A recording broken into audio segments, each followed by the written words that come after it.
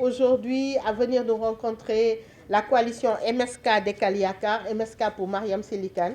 Vous savez tous que je suis journaliste, je suis des vôtres donc, et que je réponds de 34 ans de présence à la RTS, même si mes options de professionnelles m'ont fait travailler un peu ailleurs, mais euh, globalement, vraiment, je suis restée dans le service public de l'audiovisuel parce que j'ai pensé de tout temps qu'il y avait ce besoin et qu'un service public de l'audiovisuel fort et pertinent dans un pays comme le Sénégal, c'est quelque chose de très important parce que c'est quand même le Sénégal de Senghor, le Sénégal de Abdou Diouf, le Sénégal de tous les présidents qui sont passés ici, et ce n'est pas un pays, un petit pays comme on dit.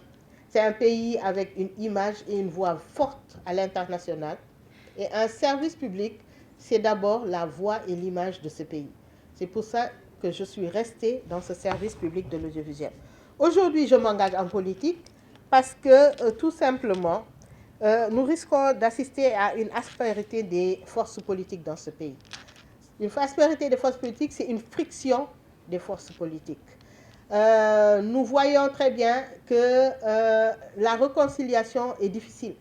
Nous avions tous espéré qu'après l'alternance, le changement que nous avons vécu en février dernier, que les états d'esprit allaient se calmer et que nous allons tous nous orienter vers le développement de ce pays. Nous y sommes, mais les esprits ne se sont pas calmés. Et je crois qu'il y a un grand rôle qui est joué par la communication. C'est le mode de communication qui n'est pas bon. Les gens se parlent mais ne s'écoutent pas.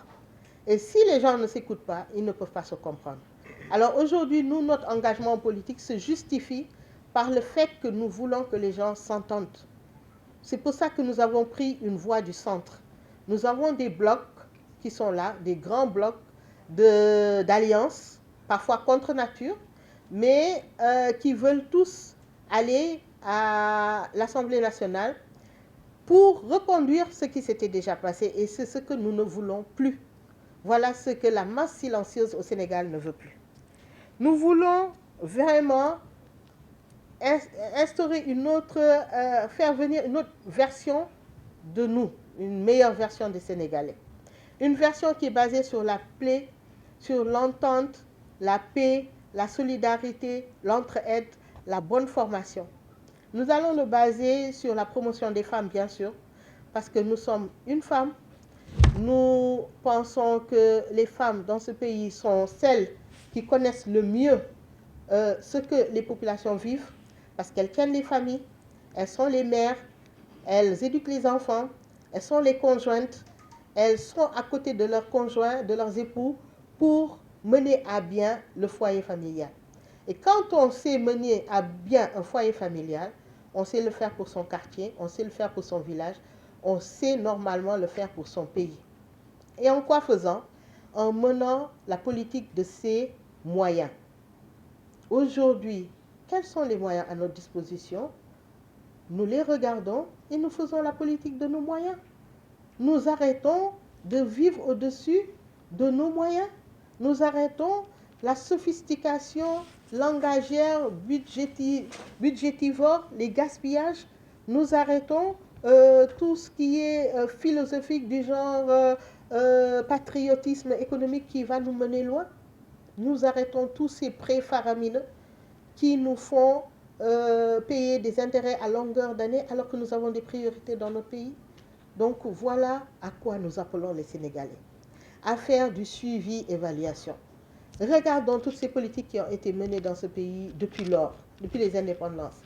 Et arrêtons-nous un moment pour voir est-ce que nous sommes sur la bonne voie ou non. Regardons la jeunesse que nous avons dans ce pays. Cette jeunesse qui est consciente, cette jeunesse qui a tout compris, cette jeunesse qui n'en peut plus d'attendre. Une attente sans fin. Tous les jours, on nous promet un avenir meilleur, mais aujourd'hui, cette jeunesse n'a plus foi en son avenir. Elle ne croit plus en elle-même. Elle ne croit même plus qu'elle est capable de changer les choses. Elle a tout fait. Elle a milité, elle s'est battue, elle s'est sacrifiée. Elle a été tuée, elle a été massacrée, elle a été torturée.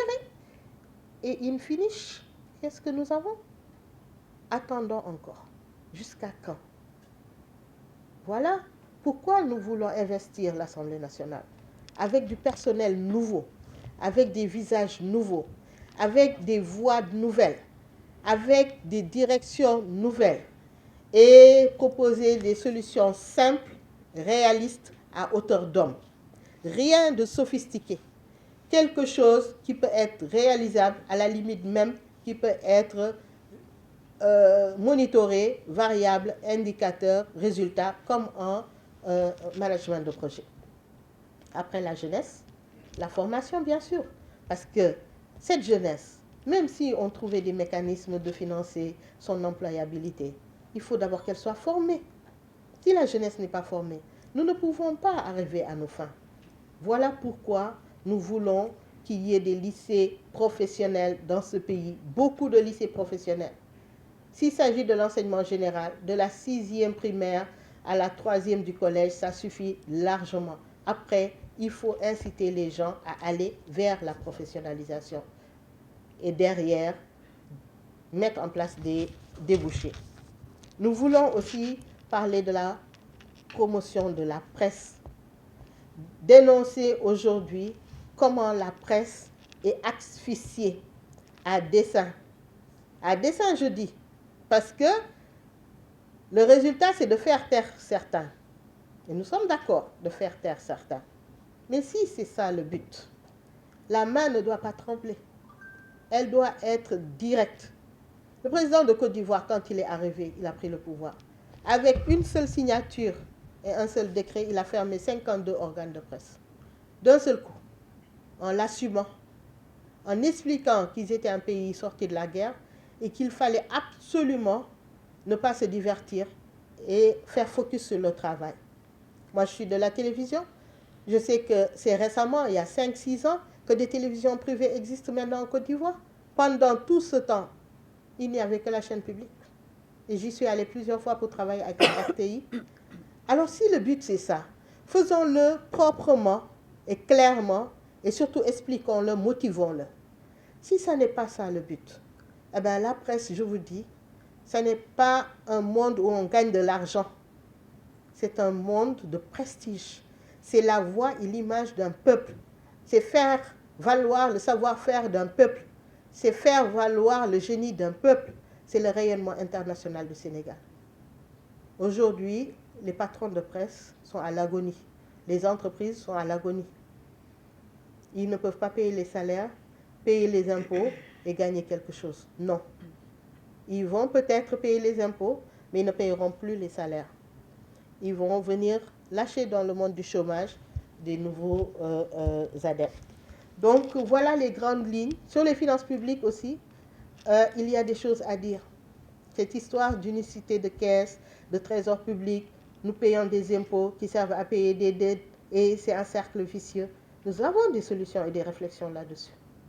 Nous voulons que les impôts locaux restent dans les collectivités locales pour changer nos cadres de vie, pour que nous ayons des écoles décentes pour nos enfants, que nous ayons des routes praticables, que nous ayons des jardins, que nous ayons des... Voilà, nous voulons vivre. Nous voulons vivre maintenant. Et je crois que nous devons inviter tout le monde à la réflexion et à la concertation pour trouver des solutions. Le Sénégal l'a déjà expérimenté lors des assises nationales. Pourquoi ne pas nous concerter? Pourquoi laisser toujours la parole aux mêmes qui, bon an, mal an, vont se reconstituer des coalitions, vont se reconstituer des blocs, reviennent, et ce sont toujours les mêmes qui reviennent, toujours. Aujourd'hui, je crois que la masse silencieuse veut et doit exiger d'avoir de personnel nouveau au niveau de notre Parlement. Merci beaucoup. Alors, sur